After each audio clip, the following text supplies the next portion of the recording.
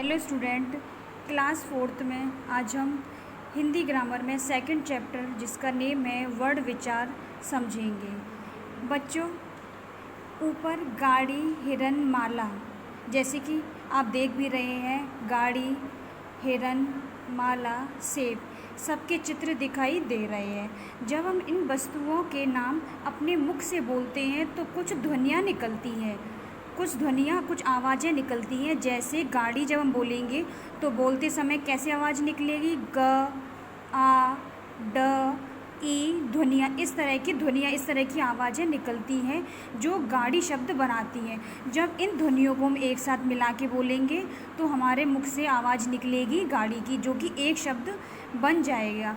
इसी प्रकार बाकी शब्दों की भी अलग अलग ध्वनियाँ हैं। जैसे कि है हिरन, हिरन को हम बोलेंगे ह, ई, र, अ, न, अ।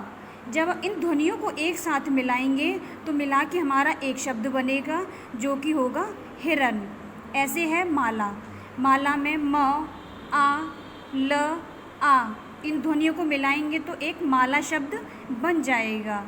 सेब, स, ए, ब, अ, जब ये ध्वनियाँ सारी एक साथ मिलेंगी तो हमारा एक शब्द बनेगा सेब। ये ध्वनियाँ ही हिंदी भाषा में अक्षर या वर्ड कहलाती है। यानी कि ये सारी ध्वनियाँ जो है मिलके हिंदी भाषा में क्या कहलाती हैं? अक्षर या वर्ड। ये भाषा की सबसे छोटी इकाई है। इसके और खंड नहीं किए जा सकते। बच्चों जैसे कि हम देख सकते हैं कि ये अलग अलग वर्ड है। क्या हम इनके अलग अलग टुकड़े कर सकते हैं? अलग अलग पार्ट किए जा सकते हैं? नहीं। तो ऐसे ही है, जिनके खंड न किए जा सके उन्हीं को अक्षर या वर्ड कहते हैं। भाषा की सबसे छोटी इकाई या ध्वनि जिसके खंड नहीं किए जा सकते उसे वर्ड या अक्षर कहते हैं। अब आता है वर्डों के प्रकार।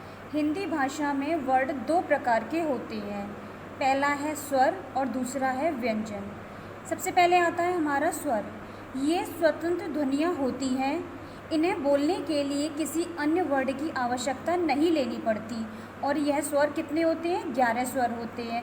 जैसे कि यहाँ दिए हुए हैं अ, आ, ई, उ, ऋषि, ए, ओ।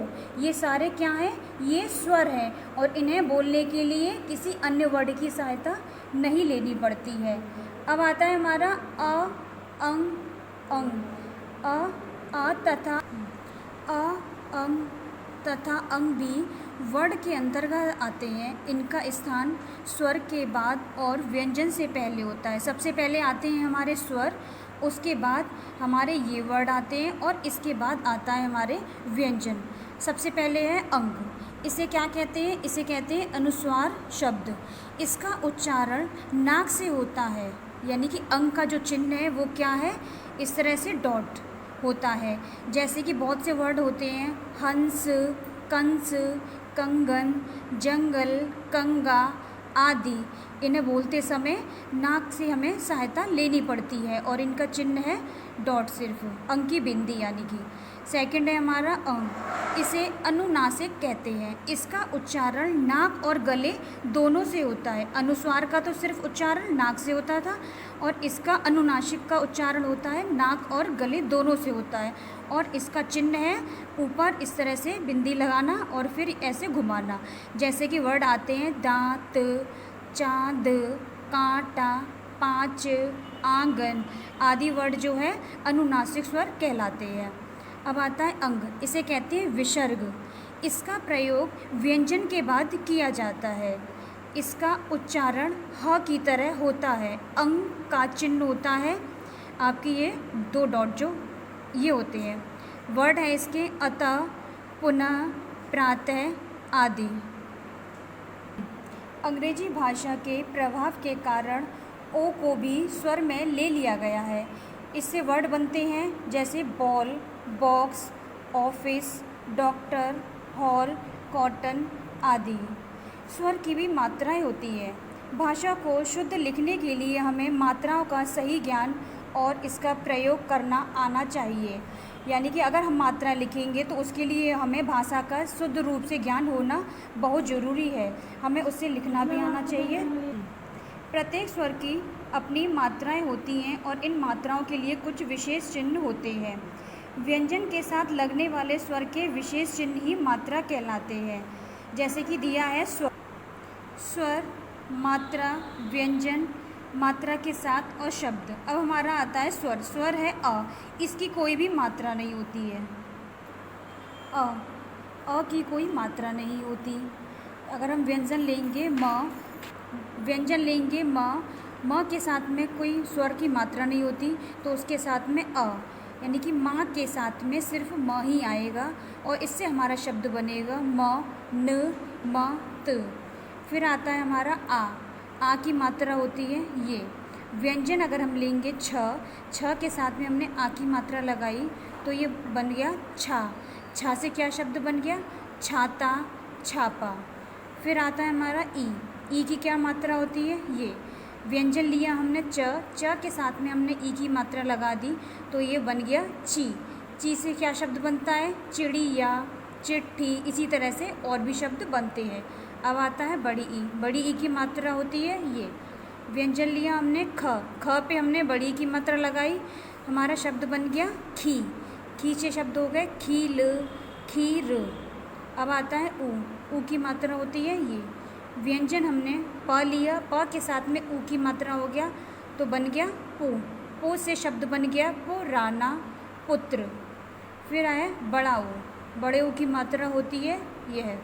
हमने लिया व्यंजन के साथ में हमने बड़े ऊ की मात्रा लगाई तो हमारा ये शब्द बन गया कू से शब्द बना कूद, कूप। इसी तरह से और भी बहुत से शब्द बन जाते हैं। ऋषि की मात्रा होती है यह। हमने क के साथ में ये मात्रा लगाएंगे तो हमारा बन गया क्र से शब्द बनता है कृपा, कृषक। फिर है ए की मात्रा हो गई ये। फिर इसके व्यंजन लिया, व्यंजन के साथ में जब ये ए की मात्रा लगाएंगे तो हमारा हो गया से जो शब्द बनेगा सेवक, सेना। फिर है बड़ी ए में होती है डबल मात्राएं लगती हैं, जैसे कि छोटी ए में एक होती है, इसी तरह से बड़ी ए में दो मात्राएं हो जाती है। जब हम व्यंजन म को लिया हमने और उस पर दो मात्राएं लगाई तो इसे हो गया मैं से मैना, मैदान। इसी तरह से और भी शब्द बनते हैं। ओ इसे बोलते हैं छोटा ओ। छोटे ओ पे की मात्रा होती है ये। उस पर हमने व्यंजन लिया, व्यंजन पे ओ की मात्रा लगाई तो हो गया बो से शब्द बना बोलना, बोतल। फिर है बड़ा ओ पे हमारी लगती हैं दो मात्राएं। छोटे ओ पे होती है एक मात्रा, बड़े ओ पे होती है दो मात्रा। हमने व्यंजन लिया ख पे जब हम बड़े ओ की मात्रा लगाएंगे तो हो गया ख से जो शब्द बनता है खोलना, खौफनाक आदि। इसी तरह से और भी शब्द बन जाते हैं। स्वर की कोई भी मात्रा नहीं होती है। इन स्वरों का प्रयोग मूल रूप में भी किया जा सकता है, जैसे कि यह है स्वर और इनका मूल रूप दिया हुआ है। अ से बन गया अमरूद, अखरोट। आ स्वर है हमारा, उसे हो गया आम, आइसक्रीम। ई इसका मूल रूप हो गया इमली, इमारत। बड़ी ई का हो गया ईख, इद्र। ऊ का है उल्लू, उपहार। बड़ा ऊ का है ऊपर, ऊन। ऋषि, ऋषभ। छोटी ए सा है एड़ी, एक। बड़ी ए का है ऐनक, ऐसा। छोटा ओ ओखली, ओस। बड़े ओ से औरत, ऋषि। यानी कि ये स्वर जो दिए हुए हैं और इनके साथ में मूल रूप है, इनके साथ में अगर ये वर्ड नहीं लगाएंगे तो हमारे ये वर्ड सारे अधूरे हैं। तो मूल रूप का जो वर्ड है वो स्वर के साथ में लगना बहुत ज़रूरी है। फिर उसके बाद में आता है हमारा व्यंजन स्वतंत्र नहीं होते, इन्हें बोलने के लिए स्वरों की सहायता लेनी पड़ती है। अगर हम व्यंजनों को ऐसे ही बिना उसके बोलें तो हम नहीं बोल सकते, उनके लिए हमें स्वरों की सहायता लेना बहुत ज़रूरी है। सभी व्यंजन में अ स्वर मिला होता है। हिंदी में 33 व्यंजन होते हैं। व्यंजन दिए हैं क, ख, ग, घ, ड़, च, छ, ज, झ, ड़, ट, ठ, ड, ढ़, ळ, त, थ, द, ध, न, प, फ, ब, भ, म, य, र, ल, व, श, श, स, ह। ये सारे हैं व्यंजन और ये कितने होते हैं? 33 होते हैं। इन सब व्यंजनों को बोलने के लिए हमें स्वरों की सहायता लेनी पड़ती है। फिर आता है संयुक्त व्यंजन। संयुक्त व्यंजन होते हैं श्र, त्र, ज्ञ, श्र। हिंदी भाषा में ये 4 संयुक्त व्यंजन होते हैं। जो भिन्न भिन्न व्यंजनों के मेल से बने व्यंजन संयुक्त व्यंजन कहते हैं। इन व्यंजनों क्या कहते हैं? संयुक्त व्यंजन कहते हैं। आओ देखें संयुक्त व्यंजन कैसे बनते हैं। श, क प्लस श, कक्षा, शिक्षक। ज्ञ, ज्ञ में ज और ये वर्ड बन गया यज्ञ और ज्ञानी। त्र, त्र में त और र को मिला के बनती है मात्रा, छात्र। श्र, श्र में श, र, परिश्रम, आश्रम। अरहित व्यंजन इस प्रकार लिखे जाते हैं। क, ख, ग। जो ये वर्ड लिखे गए हैं ये अरहित हैं। इसके नीचे जो निकला हुआ है इसके साथ में अरहित व्यंजन कहलाते हैं। इनके नीचे लगने वाली तिरछी रेखा जो इस तरह से लग रही है ना वह कहलाती है हलंत। इसे कहते हैं हलंत। ड और ढ वर्णों के नीचे ड बिंदु लगाकर, जैसे कि ड दिया हुआ है उसके नीचे बिंदु लगी हुई है और ढ उसके भी नीचे बिंदु लगी हुई है, ध्वनियाँ बनती हैं। इन्हें भी व्यंजन के रूप में अपनाया गया है। भाषा में इनका व्यापक प्रयोग होता है, जैसे घोड़ा, इसके ड के नीचे बिंदी दी हुई है। नेक्स्ट वर्ड है हमारा गाड़ी, उसके नीचे भी बिंदु दी हुई है। फिर है पढ़ना, ड दिया है, इसके नीचे बिंदु दी हुई है। चढ़ाई, ड पे नीचे बिंदु है। कपड़ा, ड के नीचे बिंदु है। सड़क, गुड़ आदि। इसी तरह से और भी वर्ड होते हैं जिनके की ड और ढ के नीचे बिंदु लगती है। फिर आता है औ। स्वर की तरह ही ज और फ व्यंजनों को अरबी फारसी के प्रभाव से हिंदी में ले लिया गया है। औ स्वर की तरह ही ज और फ व्यंजनों को अरबी फारसी के प्रभाव से हिंदी में ले लिया गया है, क्योंकि इन व्यंजनों के प्रयोग से बच्चों के अर्थ में बदलाव आ जाता है। अब है वर्णमाला। जब वर्ड, स्वर और व्यंजन एक निश्चित क्रम में एक साथ लिखे जाते हैं तो यह वर्णमाला कहलाते हैं। हर भाषा की अपनी एक वर्णमाला होती है। हिंदी भाषा में मूल रूप से 44 यानी कि 44 वर्ड है और 11 स्वर होते हैं, 33 व्यंजन होते हैं। अंग्रेजी भाषा में 26 यानी कि 26 वर्डों की वर्णमाला होती है। इसे अल्फ़ाबेट कहा जाता है। इन सब की अलग अलग संख्या होती है, इन सबको मिला के अल्फ़ाबेट बोला जाता है। भाषा में वर्डों के एक निश्चित क्रम में बंधे समूह को वर्णमाला कहते हैं और जब ये सारे वर्ड आपस में मिला दिए जाते हैं तो यह वर्णमाला बन जाते हैं। अब है र। र के विभिन्न प्रयोग किए जाते हैं, जैसे कि र में ऊ और छोटा ऊ और बड़ा ऊ की मात्रा के विषय में पढ़ा है। र के अपने कुछ अनेक अन्य रूप भी होते हैं, जैसे कि रैफ, जिसका है मात्रा र जो है ऊपर लगा के उसका तब प्रयोग किया जाता है। पदेन, ये दिया हुआ चिन्ह इस तरह से और इस तरह से दोनों, इस तरह के काफ़ी वर्ड ऐसे हैं जिसका कि उदाहरण दिया गया है। कार्य, य में र जो है ऊपर निकाला गया है। सूर्य, सूर्य में भी य जो है कि ऊपर र निकाला गया है। ड्रम, ड में र नीचे है। ट्रक में भी सेम ऐसे ही र को नीचे दिया गया है। क्रम, क्रम में क के बीच में जो निकाला गया है ये र है। ऐसे ही भ्रम में भी जो भ के नीचे है ये र है। रथ, रथ का र में सही यूज़ किया गया है और रात, इसका भी सही तरह से र दिया गया है। इस सभी शब्दों में र वर्ड का प्रयोग हुआ है, लेकिन सभी का रूप अलग अलग है। ये कहाँ और कब लगाए जाते हैं इसके विषय में आगे आपको पता लगेगा। र वर्ड से बनने वाले कुछ ऐसे शब्द हैं, जैसे र से रस, राम, लकीर। फिर है र को इसमें ऊपर निकाला गया है, जैसे कि खर्च, ये ऊपर जो दिख रहा है आपको ये है र। वर्षा, इसमें भी जो ऊपर आपको दिखाई दे रहा है यह है र। सर्प, इसमें भी ऊपर जो दिखाई दे रहा है आपको ये है सर्प, र निकाला गया है। फिर दूसरा र जो है इस तरह से निकलता है, इससे वर्ड बनते हैं ड्रामा, ट्रेन, राष्ट्र। ये जो आपको नीचे निकला हुआ दिखाई दे रहा है इन वर्डों में, ये भी र है। जब हम इसे बोलेंगे तो ड्राम, ड्रा, मा, र की आवाज़ आती है। ट्रेन, र, इन सबको बोलने में भी र की ही आवाज़ आएगी। फिर है र को इस तरह से भी निकाला जाता है, जैसे कि प्रथम, ग्राहक, समुद्र। इस वर्ड में भी प के नीचे जो निकाला गया है ये बीच में र की आवाज़ आ रही है, तो इस तरह से र को निकाला गया है। ग्राहक, ग के बीच में जो निकाला गया है ग्राहक बना है, इसमें भी र की आवाज़ आ रही है, तो र का यूज़ ये यहाँ पे इस तरह से किया गया है। समुद्र, द में जो बीच में निकाला गया है ये भी है र। तो इस तरह से इसके र की अपने अलग अलग पहचान है और इसे अलग अलग तरीक़ों से प्रयोग किया गया है। आओ बच्चों अब देखते हैं हमें इसके बारे में कितना पता लगा। वर्ड भाषा की सबसे छोटी इकाई होती है। ये वर्ड भाषा की सबसे छोटी इकाई होती है। वर्णों के निश्चित और क्रमबद्ध समूह को वर्णमाला कहते हैं। वर्ण दो प्रकार के होते हैं, स्वर और व्यंजन, जिसके बारे में आपने अभी इस चैप्टर में पढ़ा है। स्वर स्वतंत्र होते हैं लेकिन व्यंजन जो है स्वतंत्र नहीं होते। स्वर जो है हम उन्हें ऐसे ही बोल सकते हैं, लेकिन व्यंजनों को बोलने के लिए हमें स्वरों की सहायता लेनी पड़ती है।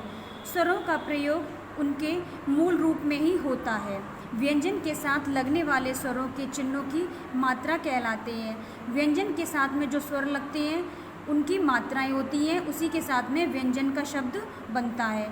संयुक्त व्यंजन 4 होते हैं। बच्चों आपने संयुक्त व्यंजन इसमें पढ़े हैं, श, त्र, ज्ञ, इस तरह से वर्ड होते हैं। Thank you. बच्चों अभी हमने ये चैप्टर समझा, अब इसके क्वेश्चन आंसर को भी समझेंगे, जिसमें फर्स्ट प्रश्न है वर्ड किसे कहते हैं। बच्चों जैसे कि आपने इस चैप्टर में पढ़ा भी है, भाषा की सबसे छोटी इकाई या ध्वनि जिसके खंड नहीं किए जा सकते उसे वर्ड या अक्षर कहते हैं। अब आता है नेक्स्ट क्वेश्चन, स्वर और व्यंजन में क्या अंतर है। स्वर कौन से होते हैं? स्वर होते हैं स्वतंत्र, उन्हें किसी की सहायता नहीं लेनी पड़ती है बोलने के लिए। और व्यंजन होते हैं, व्यंजन स्वतंत्र नहीं होते हैं, उन्हें बोलने के लिए स्वर की सहायता लेनी पड़ती है। अब बच्चों इसका आता है नेक्स्ट क्वेश्चन, नीचे दिए गए स्वरों से उनके मूल रूप में 2-2 शब्द बनाइए।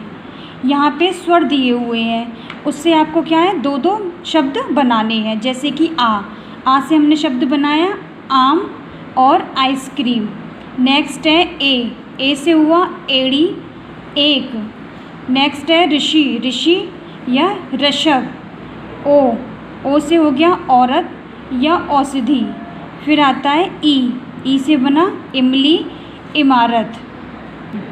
अब आता है नेक्स्ट क्वेश्चन, नीचे दिए चित्र देखिए और सही जगह पर अनुस्वार अनुनासिक का प्रयोग करते हुए इन चित्रों को नाम दीजिए। बच्चों यहाँ चित्र जो दिए गए हैं इनके आपको नीचे नेम लिखने हैं, जैसे कि दिख रहा है आपको पिक्चर में मंदिर। नेक्स्ट है पंख। फिर है ये पिक्चर किसकी दिखाई दे रही है आपको? सांप। ये क्या है? संतरा। ये क्या दिखाई दे रहा है आपको? दांत। नेक्स्ट क्वेश्चन आता है निम्नलिखित वर्णों को मिलाकर शब्द बनाइए। यहाँ पे उदाहरण दिया हुआ है न, अ, द, ई, तो ये मिला के वर्णों को मिलाएंगे हम तो क्या बनेगा? नदी।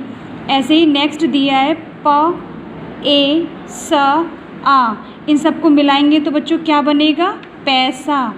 नेक्स्ट है च, ई, ड, ई, य, आ, जब इन सारे वर्णों को मिलाएंगे तो हमारा क्या वर्ड बनेगा? चिड़िया। नेक्स्ट है क, अ, व, ई, त, आ, क्या हुआ ये? कविता। फिर है न, आ, न, ई, क्या हुआ ये मिलके? नानी। नेक्स्ट है त, ई, त, अ, ल, ई, क्या बना मिलके? तितली। अब आता है नेक्स्ट क्वेश्चन, नीचे दिए गए चित्र देखकर शब्दों में उचित मात्रा लगानी है। बच्चों ये चित्र दिए हुए हैं और नीचे इनके शब्दों के शब्द भी लिखे हुए हैं, लेकिन इन पे जो मात्राएं नहीं लगी हुई हैं, जो कि हमें मात्राएं लगानी है सबके साथ। तो यहाँ पे ये क्या है, टोपी, फिर ये क्या है, थैला। हम उसी शब्द के हिसाब से इस पे मात्रा लगाएंगे। चूहा, सुबह, गुलाब, लालटेन। अब आता है नेक्स्ट, चित्र देखकर नीचे दिए गए शब्दों में र के सही रूप का प्रयोग करिए।